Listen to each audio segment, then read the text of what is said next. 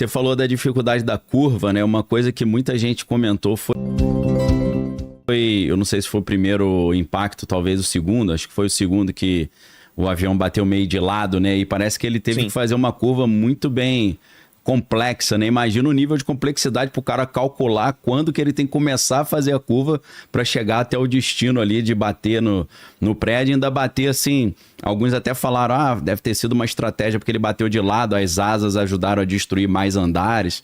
O que você comentaria disso?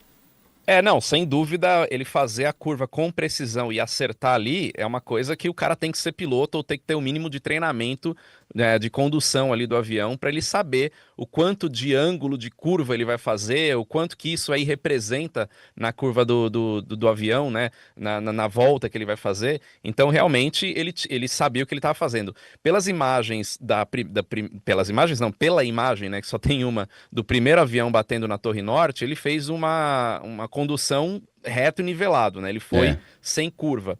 Na segunda, dá claramente para ver essa curva. Agora, o fato dele usar as asas para atingir mais andares, ao meu ver, isso não faz muito sentido, porque no impacto daquelas proporções, as pontas das asas é o que representa a menor força, né?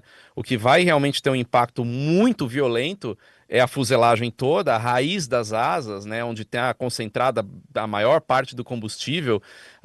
Num Boeing 767, o combustível ele ocupa boa parte das asas do avião, mas não as pontas, né? Então, são vários tanques, né, nas duas asas, e tem tanque também na fuselagem, isso depende da configuração do avião, mas enfim, eu acho que o impacto da fuselagem, independente se estava em curva ou não, independente se foi estratégia ou não, isso daí não mudaria muita coisa para o resultado que a gente viu, né, do colapso das torres. Até porque isso é falado em muitos documentários, uma coisa que ajudou a colapsar essas torres é o fato delas terem a estrutura toda de metal, né? Então a alta temperatura do querosene queimando ali por algumas horas é o que acabou enfraquecendo aquela parte da torre, e aí colapsou tudo. Talvez se a estrutura fosse diferente, se não fosse só metal, se fosse mais concreto, como acontece, por exemplo, com o Empire State, talvez não teria sido da mesma forma, né? Mas a estrutura metálica da torre com aquela alta temperatura, com certeza ajudou. E lembrando o seguinte, essas torres, elas foram projetadas para aguentar impacto de aviões. Só que um avião de um porte de 727, um avião pequeno, é um avião da década de 60. Essas torres elas foram projetadas entre final da década de 60 e década de 70, né? Elas foram construídas na década de 70. Então, um avião que eles calcularam na época foi um Boeing 727. O 767 é muito maior, né? Então, por isso que talvez se fosse um 727, ela teria resistido, e talvez os próprios terroristas sabiam disso, né? Por isso que resolveram sequestrar um avião muito maior para fazer isso. Duas coisas, Fernando. Primeiro, o pessoal que estava na cidade em solo estranharia a altitude do avião, eles estavam muito baixos, certo? Sim, e segundo, sim. O ponto onde eles bateram na torre, mais ou menos no meio, você acha que foi proposital também, não bater muito em cima ou muito embaixo? Tem a ver também. O primeiro avião, na verdade, ele bateu bem em cima, né? Ah, é? Sim, inclusive esse tipo de prédio tem um sistema de contrapeso, né? Porque o vento balança o prédio, então você tem um sistema de estabilidade, né, de contrapeso em cima, para quando o prédio vai para um lado, o contrapeso vai para o outro e deixa ele mais estável. Isso pode ser, também não estou dizendo que né? Eu nunca parei para calcular como que derruba um prédio, como esses terroristas fizeram, Ainda mas bem. isso pode... Hã? Ainda bem, ainda bem. Ainda bem, né? É, é. Exatamente. Mas esses terroristas podem ter pensado nisso, mas você vê, um foi mais em cima, o outro foi mais no meio. Olha, ao meu ver, é assim, joga no prédio, né? Impacta lá e vê o estrago que faz. Se vai bater mais em cima, mais embaixo, é um avião a jato, é muito rápido, né? Para você conseguir calcular com tanta precisão exatamente o ponto que você vai bater naquela estrutura. E o fato deles estarem naquela altitude é muito mais baixo do que um avião voaria, né? Sem dúvidas. De novo, hoje em dia, esse avião ele já teria sido interceptado, imagina, de Boston até até Nova York, esse avião já teria sido interceptado bem antes de chegar em Nova York, né?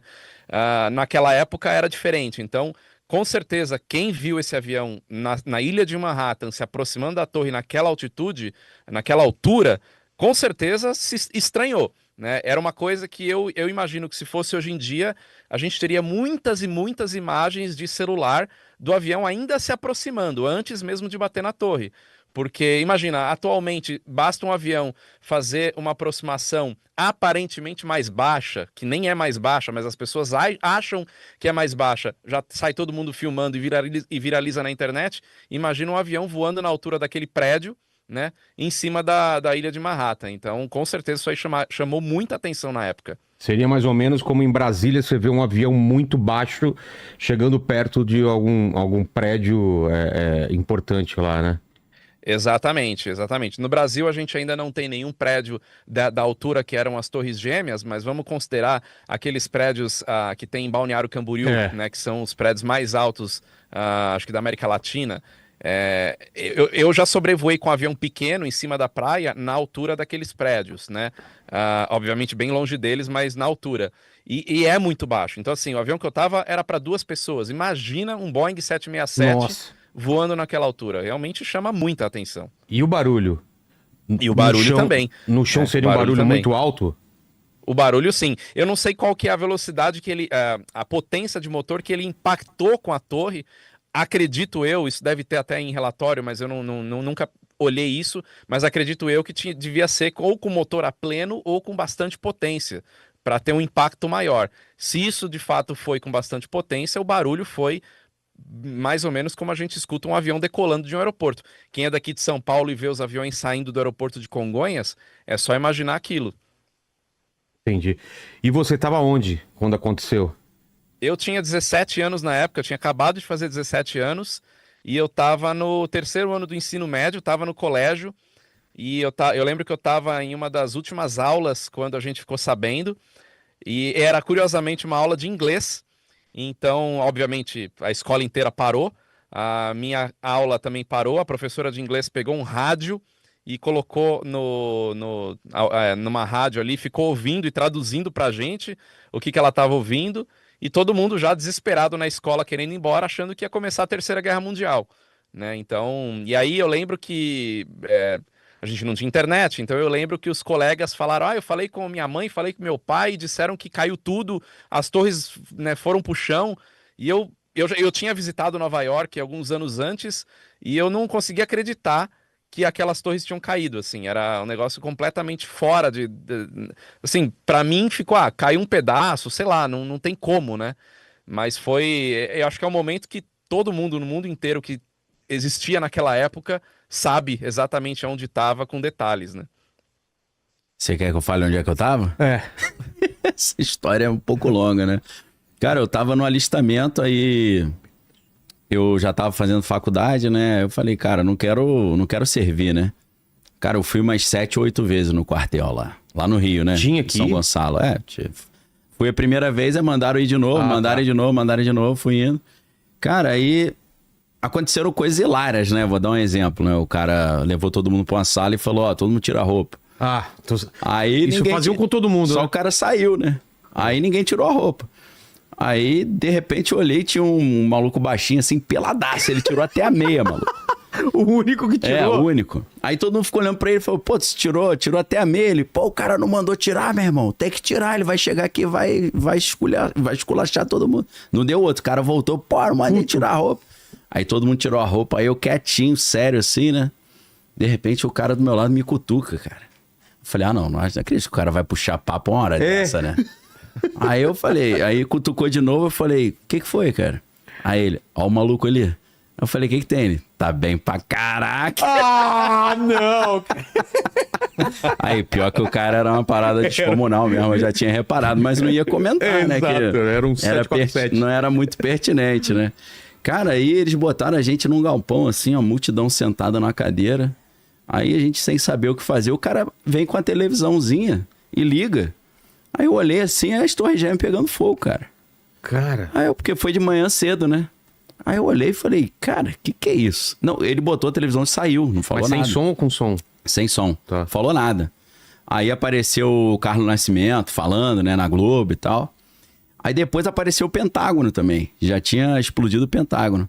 Aí virei pro cara do meu lado e falei, meu irmão, você viu o Pentágono pegando fogo? Ele falou, acho que não era o Pentágono. Eu falei, pô, conta os lados da parada aí, pô. Claro que é o Pentágono. Aí o cara voltou e falou, ó, seguinte, cara, lembrando que pra galera que tá assistindo, tá falando 2001, não tinha smartphone. Né? O iPhone, primeira versão, acho que é 2006, 2007, 2008, um negócio assim. Então o cara chegou e olha o que ele falou. Isso aqui é o seguinte, começou a Terceira Guerra Mundial, os Estados Unidos estão sendo atacados e como o Brasil é aliado aos Estados Unidos, a gente vai ter que ir pra guerra. Todo mundo vai pra guerra, vocês todos. Mano. Já estão na guerra. Falei, cara, não é possível, meu irmão. Aí o cara falou isso e saiu. Um moleque saiu correndo, pulou pela janela, mano, da parada e foi embora. De pânico. Fugiu.